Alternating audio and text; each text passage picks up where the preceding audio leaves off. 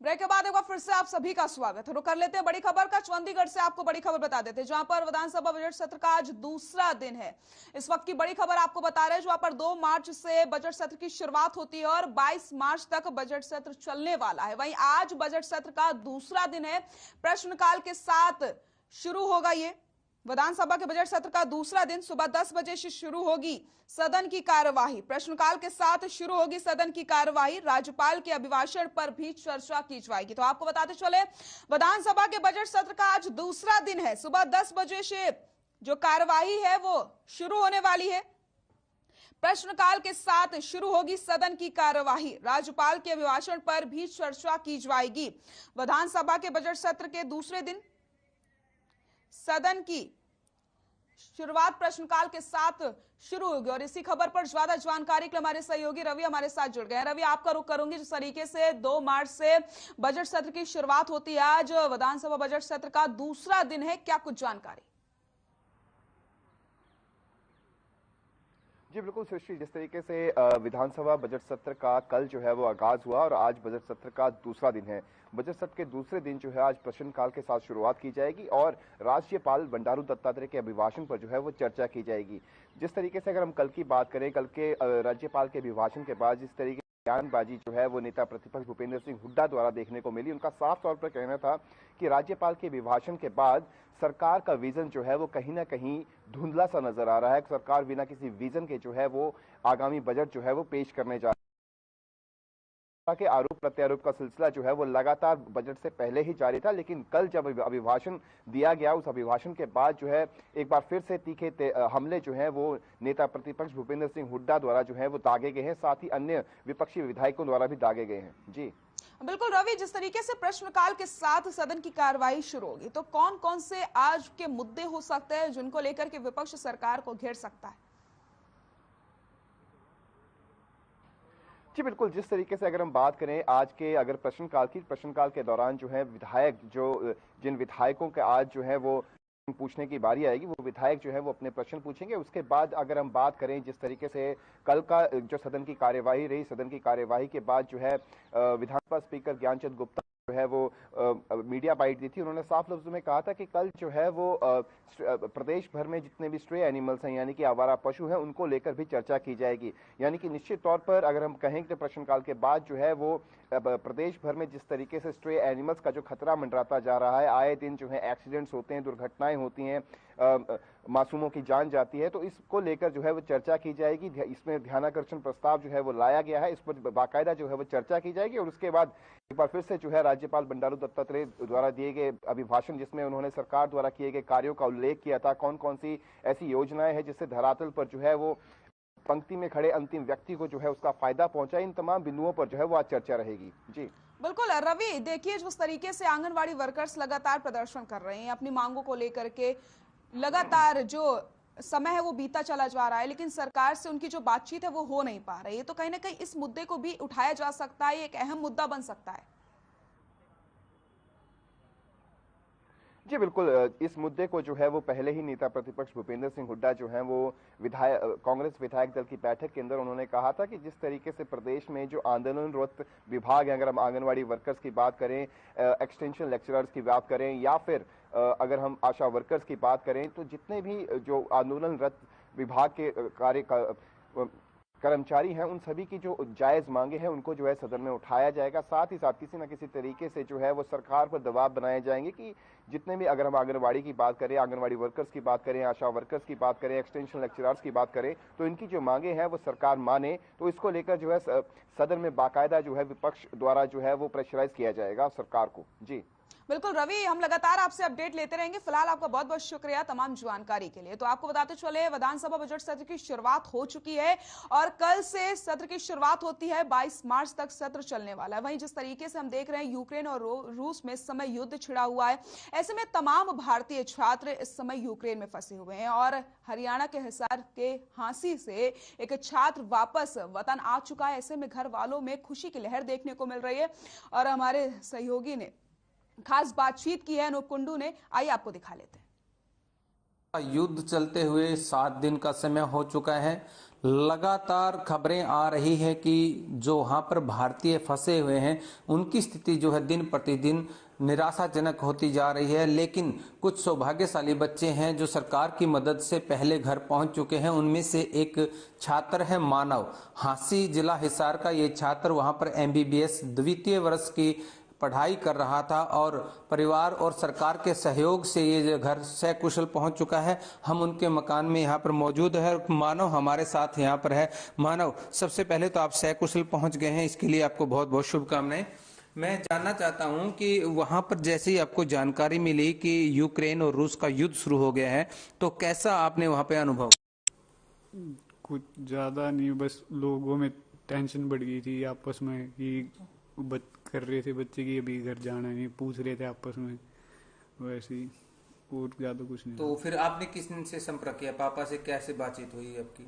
वैसे जब दोस्त करा रहे थे, जब मैंने कहा था घर पे बात करी थी एक बारी कि आना है नहीं, वैसे। तो कितने साथी और हैं आपके यहाँ से पढ़ने वाले? टोटल कुछ जानकारी आपको? मेरे साथ 2 जने थे। तो वहाँ पढ़ते हैं जो? हाँ जी। तो अब किन्हीं से संपर्क होता है उन हालात पे? किस तरह से अब वहाँ पे जो हालात हैं? संपर्क तो वैसे नहीं होता, वैसे मैसेज हो जाते हैं 1-2 दिन में जी।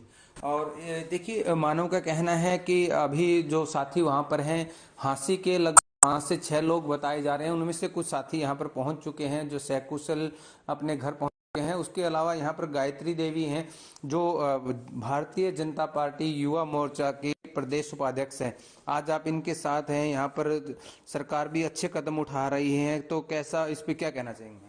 सबसे पहले तो आपका और आपके चैनल का बहुत बहुत धन्यवाद कि आप लगातार यूक्रेन में जो आज स्थिति है उसको लगातार दिखा रही हैं।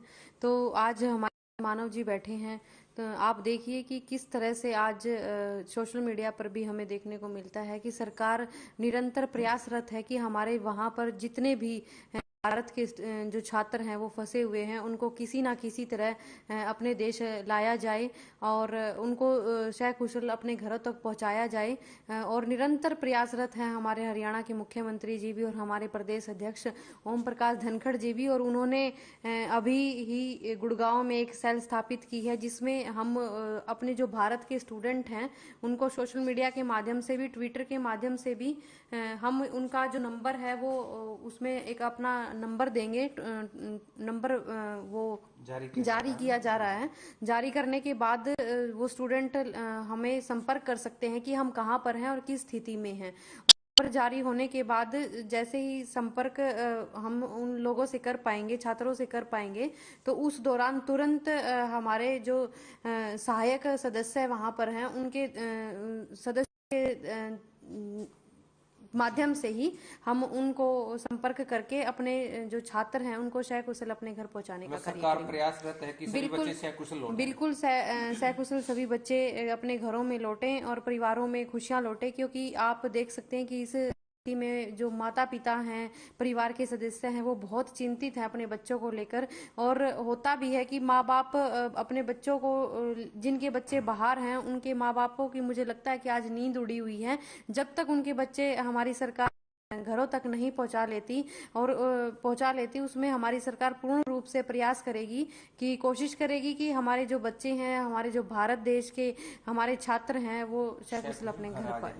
परिवार के और सदस्य हमारे साथ हैं, उनके पिताजी हैं, हम उनसे बातचीत कर लेते हैं। सर, बेटा तो सकुशल पहुंचा है, बहुत अच्छी बात है। और अब भी आप युद्ध की जो खबरें हैं लगातार सुन रहे हैं, तो क्या कुछ मन में विचार चल रहा था मानव के यहाँ पहुंचने से पहले, और आज की स्थिति पर आपका क्या? यहाँ आने से पहले तो मन में बहुत चिंताएं थी कि बेटा घर पे बिल्कुल ठीक ठाक पहुँच जाए। और टिकट वगैरह करवाने के बाद फिर जब घर पहुँच गया तो बहुत दिल को बहुत सुकून मिला, बहुत अच्छा महसूस हुआ। इसमें सरकार के भी बहुत अच्छे आजकल जो हालात हैं इस पे सरकार के भी बहुत अच्छे प्रयास चल रहे हैं। इसके लिए मैं सरकार सभी का धन्यवाद करता हूं कि और बच्चे भी जो यूक्रेन में फंसे हुए हैं उनको लाने के लिए सरकार विशेष जो प्रयास कर रही है, मोदी जी प्रयास कर रहे हैं, उसके वो बहुत ही सराहनीय कदम है। और ये जिस तरह भी दूसरे देशों से भी अपने नागरिकों को, अपने बच्चों को लाने में सरकार ने विशेष ध्यान दिया है, तो इस बार भी बहुत विशेष ध्यान दिया। जो गंगा नाम से जो ये चल रहे आजकल जो ये जो प्रोजेक्ट चल रहा है ये बहुत ही अच्छा है और सराहनीय है।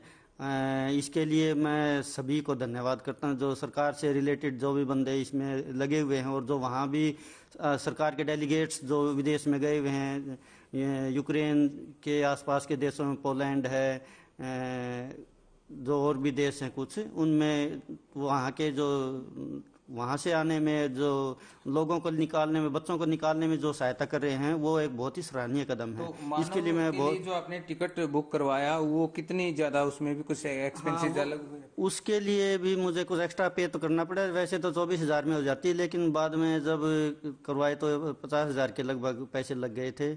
लेकिन पैसे की बात नहीं है, मेन तो इसमें यह था कि बच्चे कुशल वापस घर आ जाएं। पैसे इस टाइम ऐसे वक्त में पैसों की कोई ज़्यादा महत्व नहीं होता। बच्चों का यानी कि सकुशल घर पहुंचना ये बहुत बड़ा महत्व है। बड़ा महत्व है। हाँ, यहाँ पर मानव की माता जी हमारे साथ है, क्योंकि माँ के दिल पर ही जो बीतती है वो माँ ही जानती है। जब बेटा वहां पर था, यहाँ आने से पहले तो क्या क्या मन में विचार चल रहे थे, क्योंकि दो देशों का युद्ध शुरू हो चुका था? हाँ, जैसे ही मुझे पता चला, खबर सुन रही थी जी, मतलब चारों तरफ से घेर लिया है, रसियन घेर लिया है। मेरे को तो उसी टाइम से 1 हफ्ते से टेंशन बढ़ रही थी। फिर जो ही बेटे का फोन आया कि मम्मी भी टिकट बुक कर दो, उस टाइम तो आपको पता ही है जी, जेंट्स का अलग है, मम्मी का अलग है। फिर मेरा तो उसी टाइम मैंने जैसे तैसे बच्चे का भी इसी टाइम टिकट बुक करो, मैंने बच्चा बुलाना है। पर परमात्मा की दया से इसकी टिकट बुक होगी। हाँ, थोड़ा सा एक्स्ट्रा चार्जेस तो लगे, कोई बात कोई नहीं, फिर बच्चा घर आ गया जी। और जो भी बच्चे हैं जी, सबके माता पिता ये सबके वेट कर रहे हैं, वो शायद कुशल अपने घर पहुंचे। और सरकार का भी इसमें बहुत बहुत धन्यवाद जी, लाने के लिए जो कर रहे हैं जी। एक माँ होती है और हर माँ की यही दुआ है कि जितने बच्चे यूक्रेन में आज के दिन फंसे हुए हैं वो सकुशल घर लौटें और जल्दी लौटें। सरकार भी प्रयासरत है और गंगा ऑपरेशन के द्वारा बच्चों को भारत लाया जा रहा है, और ज्यादा से ज्यादा सरकार की भी यही कोशिश है कि जो बच्चे हैं वो जल्दी से जल्दी और सकुशल घर लौटें। हम उस परिवार के साथ बात कर रहे थे जिसका बेटा यूक्रेन में MBBS की पढ़ाई कर रहा था, लेकिन आज के हालात को देखते हुए सभी बच्चों को वापस बुलाया जा रहा है और सरकार अपने प्रयास करके बच्चों को स्वदेश लौटाने की पूरी कोशिश कर रही है। अपने सहयोगी के साथ अनूप कुंडू, हर खबर हरियाणा, हिसार। बुलेटिन में फिलहाल के लिए इतना ही। आगे दिखाते हैं आपको अपना उत्तर प्रदेश। नमस्कार।